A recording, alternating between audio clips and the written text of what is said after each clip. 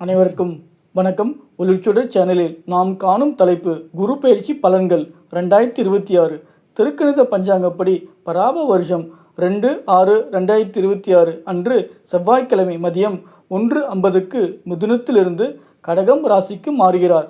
குரு பார்க்க கோடி நன்மை என்றும் சொல்வார்கள். அப்படிப்பட்ட சுபர் குரு பகவான் வருடம் ஒருமுறை ஒரு ராசியிலிருந்து மற்றொரு ராசிக்கு மாறுவார்.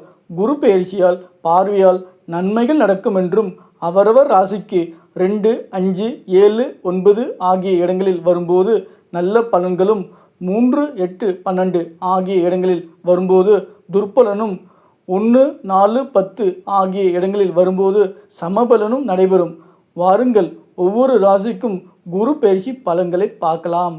தசா புத்திக்கு தகுந்த மாதிரி பலன்கள் மாறுபடும். கும்பராசி அன்பர்களுக்கு குரு பகவான் 6ஆம் இடமான ருண ரோக சத்துருஸ்தானத்திற்கு உச்சம் பெறுகிறார். பலன்கள்: கணவன் மனைவிக்கு நல்ல புரிதல் ஏற்படும்.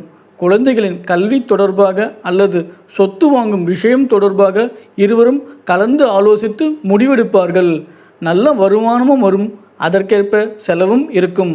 அலுவலகத்தில் நிச்சயமாக ப்ரமோஷன் அல்லது இன்கிரிமெண்ட் கிடைக்கும், ஆனால் மகிழ்ச்சி இருக்காது.